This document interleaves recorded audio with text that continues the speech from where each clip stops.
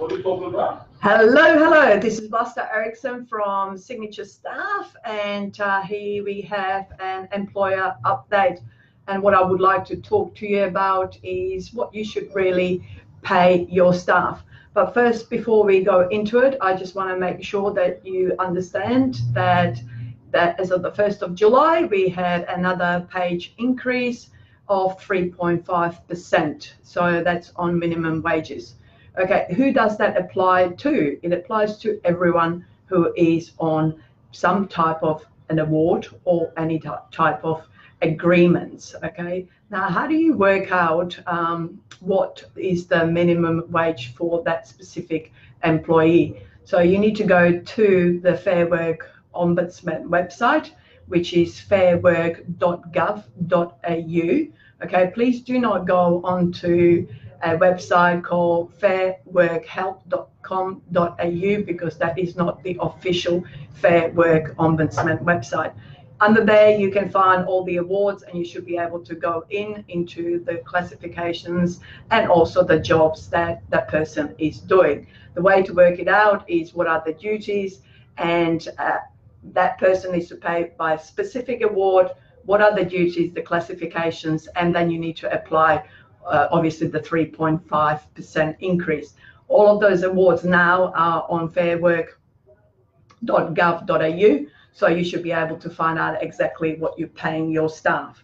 Now, this obviously does not apply to high income threshold, and the high income threshold is $145,400.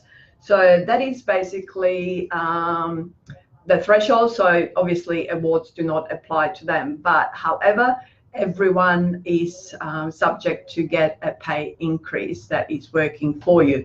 Sometimes we will pay our employees a salary and we will think, well, that's well and truly above to what I actually pay. What I would suggest that you actually do is make sure that you have a look at the duties and what award do they apply for, then have a look at that you are paying the correct salary for that person. And if you do expect them to do penalties, working nights and weekend, you do need to apply to the weekly full-time rate plus 25%.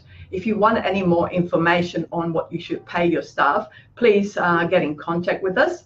We've got our consultant, Vlasta Eriksson, who actually deals with all of those issues to make sure that you don't get caught out and you're paying your staff correctly.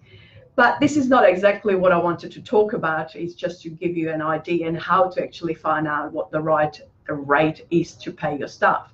Now, when we pay under the award, which is what you need to pay your staff. However, in some professions, we need to not just look at what the fair work is what is the market value for those employees, because you have to pay, that's the minimum you have to pay under the award. To get the right employee, you need to really have a look at what is the market offering for those employees, especially those who are highly sick by. For example, right now in Far North Queensland, we have a shortage of auto mechanics, carpenters, and few other trades that if you actually pay them under the award, that is not what the market value is. So under the award, you'll be paying an automatic mechanic probably about $22, $23. To be quite honest, you do not get an auto mechanic under $26 to $28. So that's the market value that is actually being paid right now. However, if you want to have the right employee and you want them to actually apply for a job because they're probably quite happy in the job they are currently at, for them to shift to go to your employment, you have to offer above the market value. And that is not only above market value, but what other benefits are they going to get to actually be shifted across? So it's not that simple and thinking, okay, well, I'm going to get an employee, I'll pay them fair wages, and then I'm going to get the best employee. So there is a lot of different things you need to consider.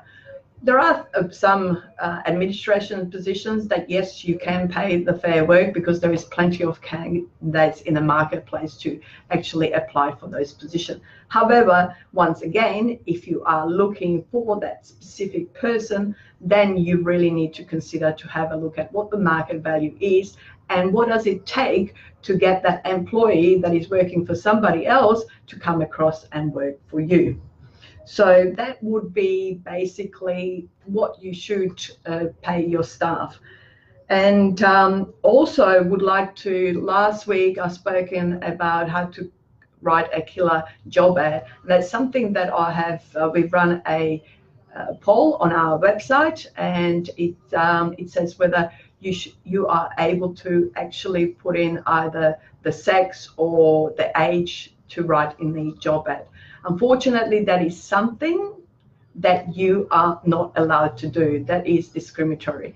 There are ways of creative ways of writing ads to actually specify and get those specific people to apply. However, you can't specifically say we are looking for somebody between the age of 15 or 25 to get the Youth Boost funding, for example. But there is obviously a creative ways to do that. And if you like to know more about how to write those creative ads, that is what we do. So hopefully you got something out of it today. Is make sure that you pay your staff correctly and get the 3.5% increase, and have a look at what is the market value of the wages for that employee that you are looking for. And thanks for joining me. Hi, Liz. How you going? Hi, Kathleen. And I think that's it for today. So have a great day, and I will see you next week with another employer update. Bye for now.